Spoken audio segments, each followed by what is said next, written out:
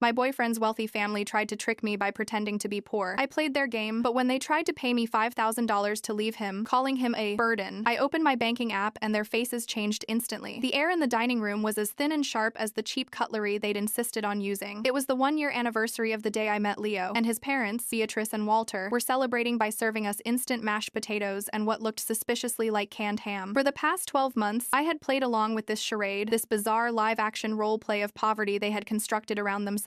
I had pretended to believe their grand, crumbling house in the wealthiest part of the city was just a lucky inheritance they couldn't afford to maintain. I had nodded sympathetically when Beatrice lamented the cost of brand-name coffee, all while wearing a silk blouse that probably cost more than my first car. I played the game because I loved Leo, and Leo, for reasons I was slowly beginning to understand, was terrified of them. He sat beside me, a ghost at his own feast, pushing the lumpy potatoes around his plate. He'd lost weight, the light in his eyes dimming with each passing month we spent trying to win their approval. They called him a burden. They'd whispered it at family gatherings, couched it in fake concern. Leo's sensitivities, Beatrice would say with a sigh. He's just not built for the real world. He needs careful management. They had presented his past struggles, a failed tech startup, and the ensuing depression not as a chapter in his life he had bravely overcome, but as a permanent, defining stain on his character, a liability. And I, by extension, was the foolish girl who had chosen to chain herself to him. Tonight, the game was ending. I could feel it in the oppressive silence, in the way Walter cleaned his glasses with a napkin over and over, in the predatory stillness of Beatrice as she watched me. She hadn't touched her food. Her posture was ramrod straight, a queen holding court in a kingdom of squalor she had designed herself. The final act was about to begin. "Elara, dear," Beatrice began, her voice a syrupy poison. "Walter and I have been talking. We're so concerned about you, about your future." I placed my fork down, my hand steady. "My future? I think my future is looking pretty good, Beatrice," she smiled, a tight, unpleasant stretching of her lips. "Is it? Tied to a man who couldn't even manage a simple business venture? A man who requires so much emotional support?" She gestured vaguely at Leo, as if he were a faulty appliance. Leo flinched but said nothing. His silence was a cage he'd been locked in since childhood. "We admire your loyalty," Walter chimed in, his voice a rumbling echo of his wife's will. "Truly, but loyalty doesn't pay the bills. Love doesn't build a stable life. We know what it's like to struggle. Look at us." He gestured around the dusty room, at the peeling wallpaper and the threadbare rug. It was an incredible performance. I knew for a fact his investment portfolio had cleared 9 figures last year. I'd seen an accidentally forwarded email. "We want to help you," Beatrice said, leaning forward. Her eyes gleamed. This was it, the climax of her little play. "We want to offer you a fresh start, a clean break." She slid a slim, white envelope across the table. It stopped just short of my plate. It looked utterly alien on the cheap, scarred wood. I didn't touch it. "A clean break from what?" "From this burden," she said, her voice dropping to a conspiratorial whisper. "From him?" She finally looked at her son, and her expression was one of pure, undiluted contempt. It was the most honest I had ever seen her be. "We have a cashier's check in that envelope. $5,000. It's all we can afford, of course, but it should be enough for a deposit on a small apartment, a new life. Just disappear. For his sake, as well as your own. He will be provided for. We will see to it." The number was so perfectly insulting. Not enough to be a life-changing bribe, just enough to be a dismissal. It was what you'd offer to settle a petty lawsuit, to pay for a fender bender. It was the price they had put on my love, on my departure, on their son's happiness. For a moment, the sheer audacity of it stole my breath. Leo looked down at his hands, his knuckles white. I could feel the shame radiating off him, a cold, deadening wave. He expected me to be hurt, to argue, maybe to cry. He expected the scene to play out just as his mother had scripted it. But something inside me, a core of anger that had been cooling for a year, finally ignited. I took a slow breath. I didn't look at the envelope. I looked directly at Beatrice. My uncle, a man who had actually known poverty, a man who had worked 3 jobs to put himself through night school, had always told me, never let them see you sweat, and never let them set the terms of your value. 5,000? I said, my voice calm and clear. It cut through the thick tension in the room. That's very generous, considering your circumstances. A flicker of triumph in Beatrice's eyes. She thought she'd won. She thought I was accepting, haggling, capitulating. "But I think I'm okay," I continued. I reached into my purse and pulled out my phone. My hands were perfectly still. I tapped the screen a few times, my banking app opening with a familiar chime. I turned the screen toward them. The overhead light glinted off the glass. On the screen, in bold black numbers, was the current balance of my main investment account. It was a number with 2 commas in it. A number that could buy this entire decaying house, and the one next to it, and the one next to that, without making a noticeable dent. It was the result of a trust fund my quiet, unassuming grandparents who had made their fortune in software patents had left for me. It was a fact I had never shared with them, a part of my life I had kept completely separate from their toxic games. Silence. Utter, profound silence. Walter's jaw went slack. He fumbled for his glasses, pushing them up his nose as if they might correct the impossible image on the screen. Beatrice's face went through a rapid, fascinating series of transformations. First, confusion, then disbelief. Her eyes narrowed, searching my face for the trick, the lie, and then, finally, it landed. The raw, unvarnished shock of a manipulator who has just discovered their victim was never a victim at all. Her carefully constructed reality, the power dynamic she had worked so hard to enforce, shattered in an instant. The color drained from her face, leaving behind a pasty, mottled mask of fury. The game was over, and I hadn't just won. win. I had flipped the entire board. The immediate aftermath was a tableau of frozen shock. Walter was still staring at my phone screen, his mouth slightly agape, as if the numbers were a foreign language he was struggling to decipher. Beatrice's face had settled into a mask of cold, reptilian fury. The pretense of the concerned, struggling matriarch had evaporated, leaving behind the raw, undisguised tyrant. She didn't look at me. She looked at Leo. Her eyes were slits of ice. "You knew!" she hissed. It wasn't a question. It was an accusation. Leo finally looked up. For the first time since I'd known him, the fog of fear and obligation in his eyes seemed to be clearing, replaced by a slow dawning spark of defiance. "I knew she was a good person, Mom. I knew she loved me. That's all I needed to know." "A good person?" Beatrice laughed, a harsh, ugly sound that grated on the nerves. "She's a liar. She's been laughing at us this whole time, playing along with our thriftiness, making a fool of us." "No," I said, my voice cutting through her tirade. I put my phone away. The prop had served its purpose. "You made a fool of yourselves? This whole pathetic stage play, the cheap food, the sob stories, the constant performance of poverty, what was it all for? To test me? To see if the girl from the middle-class background was a gold digger? It was never a test of my character, Beatrice. It was a reflection of yours." Suddenly, a voice came from the doorway to the kitchen. "She's absolutely right, Beatrice." My heart leaped. It was Leo's uncle, Robert, Walter's younger brother. He was holding a dish towel and leaning against the doorframe, his expression one of weary disgust. I hadn't known he was here. He was the only member of the family who had ever treated me with simple, uncomplicated kindness. He must have been in the kitchen, listening to the entire exchange. He was my hidden advantage, the unseen observer. Beatrice whirled around. "Robert, you have no place in this. This is a private family matter. I made it my place when I heard you offer to buy your son's girlfriend for $5,000, he said, his voice laced with contempt. He walked into the room, a solid, grounding presence in the suffocating atmosphere. "I have stood by and watched you emotionally manipulate and control my nephew his entire life. I watched you sabotage his business because you were afraid he'd become independent of you. I watched you pathologize his grief over that failure until he started to believe he was broken. But this is a new low even for you." Walter finally found his voice. "Now see here, Robert. We were only trying to protect our son." "Protect him?" Robert scoffed. "You've been suffocating him. And for what? To keep your hands on his trust fund, the one his grandfather left for him, not for you." That was the piece I had been missing. It wasn't just about control. It was about money. Of course it was. A trust fund. Leo had never mentioned a trust fund. I looked at him, and he gave a slight, almost imperceptible nod. He knew. He had known all along. Beatrice's composure finally snapped. She stood up so abruptly her chair screeched against the floor. "Get out!" she snarled, pointing a trembling finger at me. "Get out of my house." "Gladly," I said, standing up. I looked at Leo, a silent question in my eyes. He stood up with me, without a moment's hesitation. He took my hand, his grip firm. It was the first time he had ever chosen me, unequivocally, in front of them. It felt like the earth shifting on its axis. "Leo, you will sit down," Walter commanded, his voice attempting a bluster he clearly didn't feel. "No," Leo said. The word was quiet, but it was solid. It was the sound of a chain breaking. "I'm done. I'm done with the games, the lies, the constant fear that I'm not good enough. I'm leaving with Alara." We walked out of that dining room, hand in hand, leaving the wreckage of their failed scheme behind us. Robert gave us a solemn nod as we passed. The last thing I heard as we walked down the long, dusty hall was Beatrice's voice, no longer controlled, but a shrill, panicked shriek. "You'll be back. You have nothing. You'll come crawling back to us." We didn't look back. We stepped out of that cold, dark house and into the cool night air. For the first time in a year, I felt like I could finally breathe, but I knew, with a chilling certainty, that this was not the end. It was only the end of the first act. A woman like Beatrice didn't just accept defeat, she retaliated, and she would use every weapon in her considerable arsenal to destroy the people who had dared to defy her. The fight for our lives had just begun. The drive to my small apartment was silent, but it wasn't the strained, anxious silence we had grown accustomed to. It was a heavy, processing silence. Leo stared out the passenger window, the city lights reflecting in his eyes. I didn't push him to talk. The dam of a lifetime of repression was about to break, and it couldn't be rushed. When we finally got inside my apartment, a clean, bright space that was the absolute antithesis of his parents' mausoleum, he sank onto the sofa and put his head in his hands. "I'm so sorry, Alara," he whispered, his voice muffled. "I'm so sorry I put you through that. For a whole year." I sat down beside him, not touching him yet, giving him space. "You don't have to apologize to me, Leo. You were a prisoner in that house as much as I was a guest." He looked up, his eyes filled with a mixture of shame and relief. "I never told you about the trust fund, the one my grandfather set up for me. It's significant. My mother is the trustee until I turn 30, or until I'm married. I turned 30 in 6 months. Suddenly, everything clicked into place. The escalating pressure, the desperate attempt to get rid of me, the insistence on his instability. She was never going to let you get married, was she? Not to me, not to anyone she couldn't control. And she was building a case to have you declared incompetent, to extend her trusteeship indefinitely." He nodded, a single, miserable motion. "She's been doing it for years. Every time I had a setback, she'd document it. She'd send me to doctors who were her friends, who would write reports about my fragile mental state. After my company failed, it got so much worse. I was genuinely depressed, and she weaponized it. She convinced me I was broken, that I couldn't manage my own life. She said she was protecting my inheritance for me. And the worst part is, for a long time, I believed her. It's not your fault, Leo," I said, my voice fierce. "That's what psychological abuse is. It's a slow, methodical poison. It makes you believe the cage is a sanctuary. When I met you," he continued, his voice growing stronger, "it was like a window opened in a sealed room. You saw me, not the failure, not the burden, just me. And I started to see it too. I started to question her narrative, but I was so scared. She holds everything over my head, the money, the family, this twisted idea of my own sanity. She doesn't anymore, I said, finally taking his hand. That power was based on lies, and we just blew them all up. His phone buzzed on the coffee table, then again and again. He glanced at it. The screen was filled with notifications. Texts from his mother, his father, his cousins, his aunts, a coordinated attack. I could guess the contents without reading them. Accusations, threats, pleas laced with guilt. Don't, I said softly. Turn it off. He looked at the phone, then at me. With a deep breath, he picked it up and held down the power button, shutting it off. The small act seemed to cost him an immense amount of effort, but when it was done, a measure of peace settled on his face. The next morning, the first official salvo of the war arrived. It was an email, not to Leo, but to me, from a law firm I'd never heard of. The subject line read, "Cease and desist communication with the Hamilton family." It was a formal, chillingly worded letter accusing me of harassment, of exerting undue influence over a vulnerable individual Leo, and warning me of legal action if I did not sever all contact with him immediately. It was baseless, of course, but it was a clear shot across the bow. Beatrice wasn't just going to be angry, she was going to be strategic. She's trying to isolate us, I said, showing the email to Leo. She thinks she can scare me off and then reel you back in. It won't work, he said, his jaw tight with anger. She's underestimated you, and she's underestimated me too. That day, we made a plan. We were no longer just a couple. We were a team with a single, unified objective: freedom. The first step was to seek our own legal counsel. My family wasn't on the same financial level as the Hamiltons, but my Uncle Jack, the one who had taught me about self-worth, had a friend from his army days who was now a partner at a bulldog litigation firm in the city, a man named Marcus Thorne. I made the call. Our first meeting with Marcus was in a sleek, modern office that felt like a fortress. He was a tall, imposing man with a calm demeanor that belied a sharp, analytical mind. We spent 3 hours laying out the entire story, from the year-long poverty charade to the $5,000 offer, to Leo's trust fund and Beatrice's systematic campaign to pathologize her own son. I brought a copy of the cease and desist letter. Marcus listened intently, taking meticulous notes. He asked pointed questions, his gaze never wavering. When we were finished, he leaned back in his chair and steepled his fingers. "This is a classic, albeit extreme, case of narcissistic abuse and financial coercion," he said, his voice a calm baritone. "The cease and desist is a scare tactic. We'll respond accordingly. But that's not the main event. The main event, as you've rightly identified, is Leo's 30th birthday and the control of his trust." "What do you think she'll do?" Leo asked, his voice betraying his anxiety. "Her next move will almost certainly be to file a petition for conservatorship," Marcus stated. "She will use the evidence she has been collecting for years, the biased medical reports, testimony from family members, the story of your business failure to argue that you are incapable of managing your own financial affairs. She will paint Alara as a predatory interloper who is manipulating you for your money." The word conservatorship hung in the air, cold and terrifying. It was the legal mechanism to strip a person of their autonomy, their very personhood. It was Beatrice's endgame. Can she win? I asked, my stomach twisting into a knot. "She will have a formidable case," Marcus admitted. "She has money, influence, and years of carefully crafted documentation. But she also has a critical weakness: her own arrogance. She believes she is untouchable. People like that get sloppy. They leave a trail. Our job is to find that trail." He leaned forward, his expression serious. "This is going to be a long, ugly, and expensive fight. She will try to assassinate your characters. She will drag up every mistake you've ever made. She will use her money to bury us in paperwork. You need to be prepared for that. Are you?" Leo and I looked at each other. The fear was real, a palpable thing between us. But underneath it, there was something else, a shared resolve. We had come this far. We couldn't turn back now. "Yes," Leo said, his voice firm. "We are." "Good," Marcus said, a faint smile touching his lips. "Then let's get to work. The first thing we need to do is start our own documentation. I want you to write down everything. Every conversation, every incident of manipulation, every passive-aggressive comment, every threat, dates, times, locations, witnesses. Create a timeline. Your memory is now our most valuable asset. We are going to build a fortress of truth, brick by painful brick." We left his office that day feeling both terrified and empowered. The path ahead was daunting, but for the first time, we had a map. That evening, we sat down at my kitchen table with a fresh legal pad and started writing. We went back years, dredging up memories Leo had long suppressed. The time Beatrice had called his university professors to discuss his anxiety. The time she'd intercepted a job offer he'd received out of state, telling the company he'd decided to decline. The constant, insidious whispers about his inadequacy. Each memory was a brick, and as the pages filled up, our fortress began to rise. We were no longer just defending. We were preparing to fight back. The next few weeks were a blur of procedural warfare. Marcus sent a blistering response to Beatrice's lawyers, shutting down their cease and desist and putting them on notice that any further attempts to intimidate me would be met with a harassment lawsuit. It was a small victory, but it felt monumental. It was the first time Beatrice's bullying had been met with an equal and opposite force. A quiet fell over the battlefield, but it was the tense, waiting silence of armies gathering their strength. During this lull, we focused on building our defenses. Following Marcus's advice, we began the painstaking process of compiling our life into a chronology of evidence. We spent hours at my kitchen table, fueled by coffee, piecing together the narrative of manipulation. Leo would recall a half-forgotten incident, a dismissive comment from years ago, and I would write it down, anchoring it with a date and context. It was emotionally grueling work. For Leo, it was like excavating his own trauma, re-examining painful moments through a new lens of understanding. He saw for the first this time that his mother's actions weren't born of concern, but of a pathological need for control. "I remember," he said one evening, his voice distant, "when I was applying to colleges. I got into my dream school, a flight academy in Arizona. I wanted to be a pilot. She told me the air pressure changes would be bad for my delicate constitution. She said she'd spoken to a doctor about it. She convinced me to go to the local business school instead, to stay close to home where she could look after me." He shook his head, the weight of the stolen dream settling on him. "I never even questioned it. I wrote it down. Every detail. The name of the school, the year, the fabricated medical excuse. Each entry was a small, sharp piece of the mosaic of her cruelty. We saved old emails, scanned letters, and even found a few saved voicemails from Beatrice, her tone dripping with false sweetness as she undermined his confidence. The file grew, thick and heavy with the weight of years of subtle sabotage. At the same time, I leaned heavily on my own support system. I started seeing a therapist, a woman Marcus had recommended who specialized in trauma and narcissistic family systems. Her name was Dr. Anya Sharma. In her calm, quiet office, I could finally unload the anxiety and rage I had been carrying. She gave me tools to cope with the stress, grounding techniques for when the panic set in. She helped me understand the insidious nature of gaslighting and validated my experiences, assuring me I wasn't overreacting or imagining the malice directed at me. "People like Beatrice operate from a place of profound emptiness," Anya explained in one session. "They see their children not as individuals, but as extensions of themselves. Any move toward independence is perceived as a personal attack, a betrayal. You didn't just defy her, you took away her primary source of narcissistic supply. She will not let that go easily." Her words were a comfort, providing a clinical framework for the chaos. It helped to have a name for the monster we were fighting. This wasn't just a family dispute. It was a textbook case of narcissistic personality disorder in action. Just as Marcus predicted, the lull was broken by the arrival of a thick packet of legal documents via a court process server. It was the petition for conservatorship. Reading it was like being plunged into an alternate reality. The document, signed and sworn by Beatrice, painted a horrifying picture of Leo as a deeply unstable man, incapable of making rational decisions. It cited his business failure as evidence of his poor judgment. It twisted his bout of depression into a chronic, debilitating mental illness. It included statements from doctors Beatrice's friends who described him as impressionable and prone to paranoia. And then there was the section about me. I was described as a drifter with no verifiable source of income, a deliberate misrepresentation of my freelance graphic design career, who had insinuated myself into Leo's life. It alleged I was systematically isolating him from his family and exerting coercive control to gain access to his finances. My own wealth was spun into a negative, portrayed as a mysterious fortune I was using to manipulate him, the implication being that it was ill-gotten. They were using my truth as a weapon, twisting it into something sinister. I felt sick to my stomach. It was a masterpiece of character assassination, a tapestry woven from half-truths and outright lies. They were trying to define us, to write our story for the court before we even had a chance to speak. Leo was devastated. He read the documents, his face growing paler with each page. "This is what she thinks of me," he whispered. "This is all I am to her, a broken thing that needs to be managed." This was the rock-bottom crisis I had been dreading, the moment when the weight of the attack would become too much to bear. I saw the despair in his eyes, the old self-doubt creeping back in. For a terrifying moment, I thought he might break. I thought he might start to believe her words again. But then, something shifted. The despair in his eyes slowly hardened into a cold, quiet anger. He looked up from the papers, his gaze meeting mine. "No," he said, his voice low and steady. "This isn't who I am. This is who she needs me to be, and I'm not going to let her get away with it." That moment was a turning point. Beatrice's attack, intended to break him, had instead forged him. The last vestiges of her power over his mind crumbled away, burned to ash by the sheer venom of her lies. Beatrice didn't stop with the legal filings. She launched a campaign of coercion, mobilizing the entire family against us. The phone calls started again, this time more targeted. Leo's father, Walter, called, his tone shifting from blustering anger to a wheedling paternal disappointment. He spoke of family loyalty, of a mother's love, of how we were tearing the family apart. He offered a truce. "Just come home, son," he pleaded. "We can work this all out. Your mother, she's just worried. If you and Alara would just agree to some financial oversight, a family council to help you manage the trust, we can make this whole ugly court business go away." It was a trap, and we knew it. A family council was just another word for their control. We politely but firmly declined. Next came the relatives, the cousins and aunts who had always been on the periphery. They sent texts and emails, all echoing the same talking points. "Leo, you're not thinking clearly. This girl has brainwashed you. You're throwing away your family for nothing. They were her flying monkeys, dispatched to enforce her will." We blocked their numbers and set up email filters. Our world became smaller, an island fortress in a sea of hostility. But on that island, we were united. The pressure was immense. It felt like a siege. But with every attack, our resolve hardened. We channeled our anger and fear into action, working tirelessly with Marcus to prepare our response to the conservatorship petition. The fight was no longer just about a trust fund. It was about reclaiming Leo's identity, his past, and his future from the woman who had tried to steal it all. The discovery phase of the legal battle was a slow, grinding war of attrition. Marcus filed our official response to the conservatorship petition, a document that systematically refuted every one of Beatrice's claims and painted a counter-narrative of long-term emotional abuse and financial manipulation. Then came the requests for documents, the subpoenas, the interrogatories, a blizzard of paperwork designed to unearth the truth Beatrice had worked so hard to conceal. Marcus's strategy was twofold. First, we had to dismantle the medical case against Leo. He subpoenaed the full, unredacted records from the doctors Beatrice had sent Leo to. He also arranged for Leo to undergo a full, independent psychiatric evaluation by a court-appointed forensic psychiatrist, a neutral expert whose opinion would carry significant weight with the judge. This was a grueling multi-day process for Leo, forcing him to recount his entire life story, his struggles with depression, and the complex dynamics with his mother to a complete stranger. But he did it with a quiet courage that made me prouder than I had ever been. Second, and more importantly, Marcus began to dig into the finances. He filed a motion to compel a full accounting of Leo's trust, demanding years of bank statements, investment reports, and transaction histories. Beatrice's lawyers fought back ferociously, claiming the request was overly broad and burdensome, a transparent fishing expedition. But the judge, a stern, no-nonsense woman named Judge Carmichael, granted our motion. It was a critical victory. Weeks turned into months, the legal bills mounted, and I was grateful every single day for the financial independence my grandparents had given me. It was our war chest, the resource that allowed us to fight a battle we otherwise would have lost before it even began. Beatrice was counting on draining us, on outspending us into submission. She had no idea how deep our pockets truly were. The documents, when they finally arrived, came in dozens of bankers' boxes, a mountain of paper that filled a corner of Marcus's office. Our team, which now included a forensic accountant named Sarah, began the monumental task of sifting through them. For weeks, there was nothing but the mundane churn of a large investment portfolio. Then, Sarah found the first anomaly. "Here it is," she said one afternoon, tapping her finger on a line item in a ledger from 3 years prior. We were gathered around a conference table littered with documents and coffee cups. A consulting fee for $50,000 paid out of the trust to a shell corporation, Hamilton Strategic Solutions. "What is Hamilton Strategic Solutions?" I asked. "According to the incorporation documents, Walter is the sole director," Sarah said with a grim smile. "Beatrice, as trustee, paid her husband $50,000 of Leo's money for a service that, as far as I can tell, doesn't exist. It was the first crack in the facade. From there, the trail began to open up. We found more payments, disguised as management fees, investment research, and legal services, all flowing from Leo's trust to businesses owned by or connected to his parents. We discovered that Beatrice had used trust funds to guarantee a personal loan for a real estate venture that had gone bad. She had used it to pay for lavish family vacations, classifying them as family board meetings. It was a systematic, long-term pattern of embezzlement, all hidden in plain sight within the complex financial statements. She had been stealing from her own son for years, all while playing the part of the frugal, struggling matriarch. The poverty charade wasn't just a test for me, it was a cover for her own greed. It was a way to justify her tight-fisted control over Leo's spending while she secretly plundered his inheritance. This was our evidentiary turning point. This was the bombshell. It changed the entire complexion of the case. This was no longer just a messy family dispute over a conservatorship. It was now a case of fiduciary malfeasance, of theft. Just as our case was gaining momentum, an unexpected ally emerged. "Robert, Leo's uncle, called us." He sounded distressed. "I need to see you both," he said. "There's something you need to know." We met him at a quiet coffee shop. He looked tired, older than he had a few months ago. The family war was clearly taking its toll on him. "I've been excommunicated," he said with a wry, humorless laugh. "Beatrice found out I was the one who tipped off Leo's grandfather about her spending habits years ago. He's the one who put the 30-year-old in marriage clauses in the trust to protect Leo from her. She never knew I was involved until now." He slid a small flash drive across the table. "Beatrice is a meticulous record keeper. It's part of her pathology. She keeps a private journal on her computer. I know the password. It's my nephew's birthday. I made a copy. I've felt guilty for years for not doing more to stop her. This is me, trying to make it right." We were stunned. "Robert, this could be legally problematic," I said, thinking of how it was obtained. "My lawyer says it's admissible," he said. "I am a beneficiary of my brother's estate and have a right to be concerned about the family's financial dealings, which gives me standing." He says it falls into a gray area, but one worth fighting for. What's on there? It's her own words, her motives, her plans for Leo, her contempt for you, Alara. It's all there. It's the proof of her intent. That night, in Marcus's office, we opened the files on the flash drive. It was a series of password-protected documents, one for each year, and Robert was right. It was all there. Beatrice's private thoughts, typed out in a cold, precise prose. She wrote about her disappointment in Leo, her fears that he would squander the family legacy. She detailed her strategy to manage him. She gloated about steering him away from the flight academy. She wrote about his business failure with a chilling satisfaction, seeing it as a necessary event to prove his incompetence. And then we found the entries about me. She called me the waitress, a sneering reference to a job I held for one summer in college. She wrote about her plan to drive me away, her initial belief that I was a simple gold digger who could be bought off easily. The entry from the night of the anniversary dinner was the most damning. "The waitress revealed her hand tonight," she had written. "The little creature has money of her own. This complicates matters. Deception was a miscalculation. A direct assault is now required. The conservatorship petition must be filed immediately. We will crush her in court. We will prove the boy is unstable and that she is a predator." Walter agrees. "The money must be protected at all costs." Reading her words felt like staring into the abyss. There was no love, no concern, not even a twisted version of it. There was only greed, control, and a chilling, sociopathic narcissism. It was the voice of a monster. Marcus looked at the printouts of the journal entries, his face grim. "This is it," he said quietly. "This is was the nail in her coffin. She has documented her own crime. We had to make a strategic decision. Do we reveal the journal immediately or save it for the trial? Marcus advised we hold it back. Let her walk into the courtroom and perjure herself, he said. Let her build her scaffold of lies under oath. Then, we'll present her with her own words. The impact will be devastating. The day of the hearing arrived, a cold, gray morning that matched my mood. The courtroom was an imposing chamber of dark wood and high ceilings, designed to make you feel small and insignificant. Beatrice and Walter were already there, sitting at the petitioner's table with a team of 3 lawyers. Beatrice looked regal and confident in a severe navy blue suit, her expression one of solemn concern. It was her final and greatest performance. Leo and I sat with Marcus at the respondents' table. My heart was pounding a frantic rhythm against my ribs. I could feel the tremor in my hands, and I clasped them tightly in my lap, focusing on the grounding techniques Dr. Sharma had taught me. Breathe in for 4, hold for 4, out for 4. Feel the solid chair beneath you. Feel the smooth wood of the table. You are here. You are safe. The hearing began. Beatrice's lead attorney, a slick silver-haired man named Arthur Vance, laid out their case. He painted the picture they had drafted in the petition. Leo, the tragic, unstable son. Beatrice, the loving, desperate mother, forced to take this drastic step to protect him. And me, the manipulative villain. He called his first witness, one of the doctors who had treated Leo. The doctor testified that Leo suffered from a chronic anxiety disorder and demonstrated a pattern of reckless decision-making. Marcus's cross-examination was masterful. He was calm, polite, and surgically precise. He established that the doctor was a longtime personal friend of the Hamiltons. He asked if the doctor was aware that Beatrice had paid for his daughter's college tuition. The doctor stammered, his credibility crumbling. Marcus then asked if the doctor had ever considered that Leo's anxiety might be situational, a direct result of his mother's controlling behavior. The doctor had no answer. Next, they called a cousin of Leo's, who testified that Leo had become secretive and withdrawn since he started dating me. Marcus, on cross, simply asked her if she was aware that her startup business had been funded by a no-interest loan from Beatrice. She admitted it was true. The implication was clear. Her testimony had been bought. Finally, Beatrice herself took the stand. She was the perfect witness for her own cause. She wept as she described her son's struggles, her voice breaking as she spoke of her fears for his future. She portrayed herself as a martyr, a mother who would do anything, even endure the pain of a public court case, to save her child. Vance led her through her testimony, building a portrait of maternal devotion. When it was Marcus's turn to cross-examine, the atmosphere in the courtroom shifted. He approached the witness stand slowly. "Mrs. Hamilton," he began, his voice gentle, "you've testified that your only motivation here is love for your son. Is that correct?" "Yes, of course," she said, dabbing her eyes with a tissue. "Everything I have ever done has been for Leo's own good. And your management of his trust fund," Marcus continued, "that too was solely for his benefit?" "Absolutely. I have been a diligent and faithful steward of his inheritance." For the next hour, Marcus walked her through the financial statements. He asked her about the $50,000 consulting fee paid to her husband's company, a legitimate business expense, she insisted. He asked about the loan guarantee, a sound investment strategy that unfortunately didn't pan out. He asked about the family vacations, important opportunities to discuss family finances. With each question, her answers became a little tighter, her composure a little more brittle. She was lying, under oath, with breathtaking confidence. Then Marcus paused, letting the silence hang in the air. He walked back to our table and picked up a single, bound document. It was the printout of her journal. "Mrs. Hamilton," he said, placing the document on the clerk's desk to be marked as an exhibit. "I'd like to ask you about a private journal you keep on your computer." For the first time, a flicker of genuine panic appeared in Beatrice's eyes. Her lawyer, Vance, shot to his feet. "Objection, Your Honor." "Relevance? Foundation?" "It is highly relevant to the petitioner's credibility and intent, Your Honor," Marcus said calmly, "and a foundation will be laid." "Objection overruled," Judge Carmichael said, her eyes fixed on Beatrice. "You will answer the question, Mrs. Hamilton." Marcus approached her again, holding a copy of the exhibit. "I'd like to direct your attention to an entry dated October 12th of last year, the night of your son's anniversary dinner with my client. Could you please read the highlighted portion aloud for the court?" Beatrice stared at the page, her face ashen. The words she had written in the privacy of her own home were now staring back at her under the cold lights of the courtroom. She was trapped. She looked at her lawyer, at her husband, but no one could help her. I can't," she stammered. "You can't, or you won't?" Marcus pressed. "Allow me," you wrote. "The waitress revealed her hand tonight. The little creature has money of her own. This complicates matters. Deception was a miscalculation. A direct assault is now required. The conservatorship petition must be filed immediately. We will crush her in court." He let the words settle into the stunned silence of the courtroom. "Mrs. Hamilton," he asked, his voice ringing with cold clarity, "do those sound like the words of a loving, concerned mother? Or do they sound like the words of a cold, calculating strategist planning a war because her plan to control her son's money was threatened?" Beatrice didn't answer. She simply stared into space, her perfect mask of maternal grief shattered, revealing the grasping, monstrous face beneath. The case was over. Everyone in the room knew it. Then it was my turn to testify. Walking to the stand, I felt a strange sense of calm. The fear was gone, replaced by a cold, clear purpose. I spoke about the year of deception, the constant microaggressions, the final, insulting offer. I spoke not with anger, but with a quiet, factual resolve. I was simply telling my story. "Finally," Leo testified. He spoke with a strength and clarity that I had never heard from him before. He told the court about his stolen dream of being a pilot, about the years of manipulation, about the way his mother had used his depression as a tool against him. He wasn't asking for pity. He was stating facts. He was reclaiming his own narrative. "My mother does not believe I am incompetent incompetent," he said, looking directly at the judge. "She believes I am disobedient. This conservatorship is not about protecting me. It is about punishing me for finally choosing my own life." The judge delivered her ruling from the bench that same afternoon. Her voice was stern, her words unequivocal. "The petition for conservatorship is denied," she declared. "The court finds no evidence whatsoever that Leo Hamilton is incapacitated or unable to manage his own affairs. On the contrary, he appears to be an intelligent, articulate man who has been the victim of profound and sustained emotional and financial abuse at the hands of the petitioner, his mother." She wasn't finished. "Furthermore," she continued, her gaze falling on a visibly shaken Beatrice, "the evidence of financial malfeasance presented here today is deeply disturbing. This court is freezing all assets of the Leo Hamilton Trust, effective immediately. I am removing Beatrice Hamilton as trustee and appointing a temporary, independent fiduciary to manage the account. I am also referring this matter, in its entirety, to the District Attorney's Office for a full investigation into potential charges of embezzlement, fraud, and perjury." A collective gasp went through the courtroom. It was more than we had ever hoped for. It was not just a victory, it was a vindication. Justice, in this case, was not just a shield, but a sword. Beatrice sat frozen in her chair, her face a blank mask of shock. Her carefully constructed world had been utterly demolished in the space of a few hours. We walked out of the courthouse and into the bright afternoon sun. It felt like walking out of a long, dark tunnel. Leo squeezed my hand, his eyes shining with unshed tears. "It's over," he whispered. "It's really over." I knew it wasn't entirely over. The district attorney's investigation would take time. There would be civil suits to recover the stolen money. The scars from this battle would take a long time to heal, but the war for his freedom, for our future, had been won. We had faced the monster and we had survived. We were free. The months that followed the verdict were a period of quiet, deliberate reconstruction. The legal storm had passed, leaving behind a strange and unfamiliar calm. The district attorney's office did indeed press charges against Beatrice. Faced with the mountain of evidence from her own journal and the forensic accounting, she accepted a plea bargain. She pleaded guilty to felony grand larceny and was sentenced to 5 years of probation, community service, and was ordered to pay full restitution of the nearly $2 million